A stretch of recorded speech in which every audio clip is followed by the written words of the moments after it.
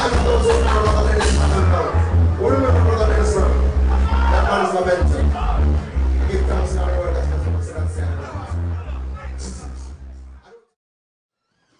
everybody, here we are at the Blind Pig. We are sitting down with the one and only Luciano. I gotta say that, in all honesty, I had never heard your music until tonight. I will say that I am now officially a fan. I'm telling you, I've seriously traveled all over and heard music all over the world. I served time in the Army for a while, and I had the opportunity to travel and listen to music from all over the place. And I can honestly say your music is the most inspirational music that I've ever heard. Give thanks, man. It's a great compliment. Yeah. Coming from a brother who's traveled the world by many seas. Yeah, man, good to see you. Yeah, you too. Tell us, I mean, can you tell us a little bit about what inspires you? Well, you know, love is my great motivation. As a love for my people, love for my roots, love for my culture. I see that we, as a people, have been taken into the Western Hemisphere, the African diaspora.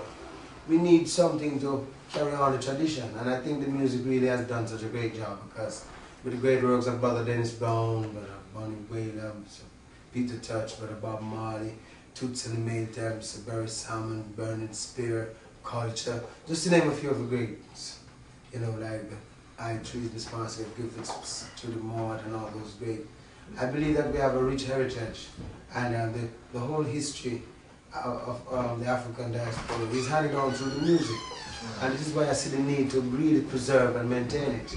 I know with technology, a lot of variation of music is coming out now, but we can't allow that to force us to lose our way. We have to stay focused and continue to be a light unto the people.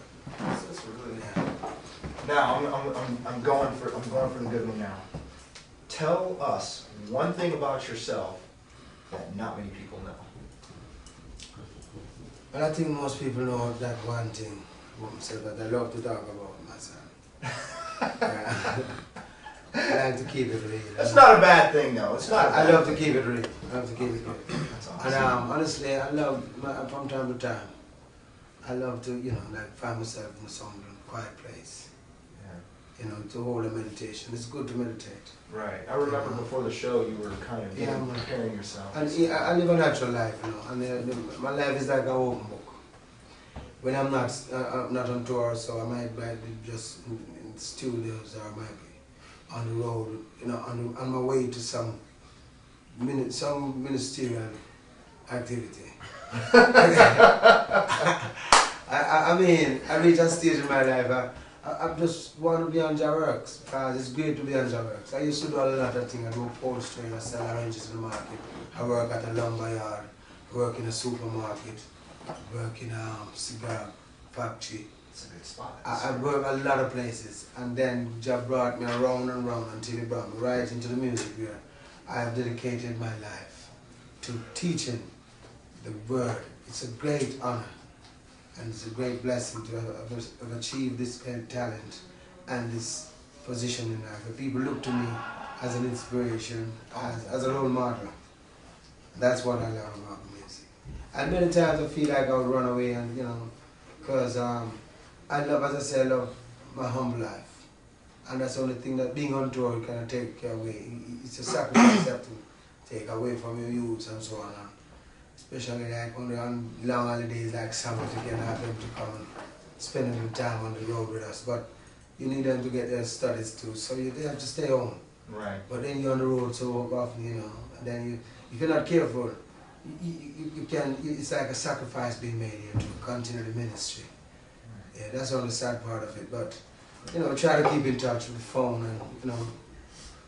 Well, you're doing a great thing with your music. You can really hear, forget that, you can really feel the message and what your music is about. And I'm very grateful for that. It took us a long time to reach where I am. Oh, yeah. First time I went to the studio, I cried, because I remember the engineer was a little rough on me. My son didn't have my act together, you know. But after years of doing it, you become a master of the thing. And I say, this is why this old saying said, practice become perfect. We just need to have good habits. Right. Practice them, and before you know, you become steadfast in your mind. Right. Well, I know you've got a lot of things to do, so I'm going to get ready to wrap it up. Two more things. One, if someone such as myself had never heard your music before, and you had to tell them one CD to go out and get, what CD would you tell them to get and why?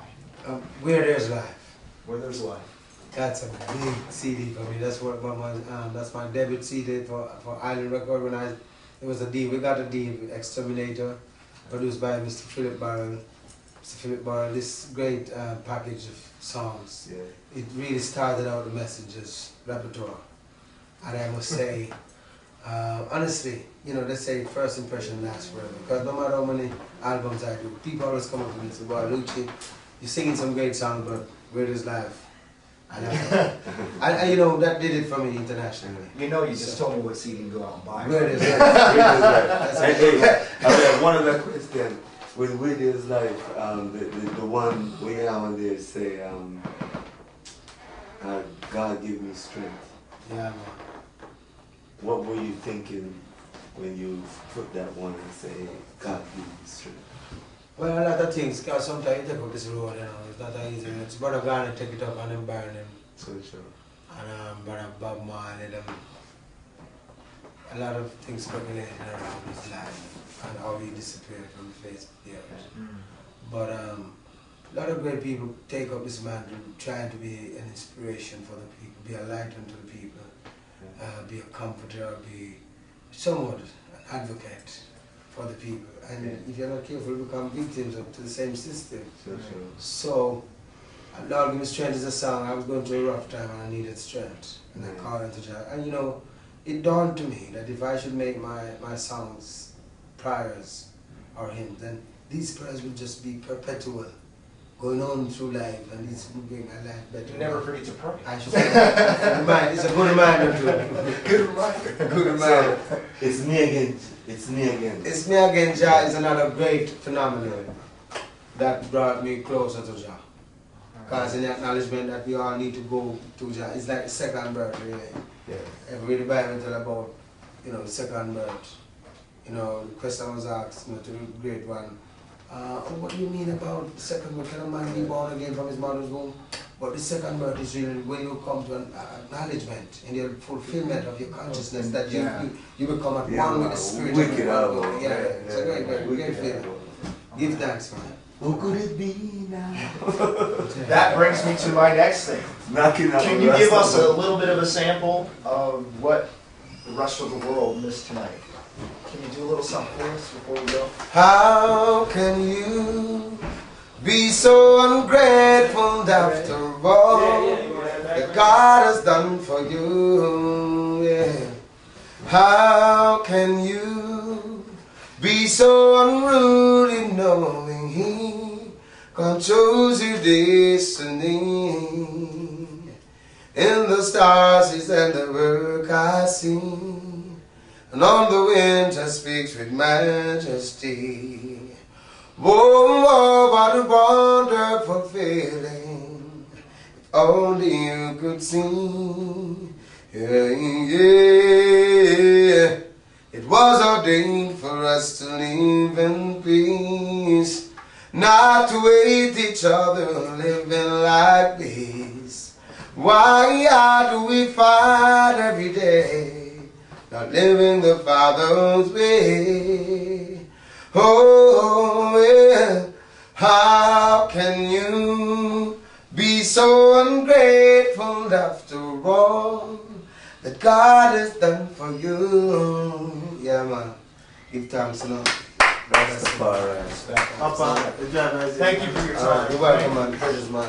There you have it. Luciano. Yeah. What's the name of your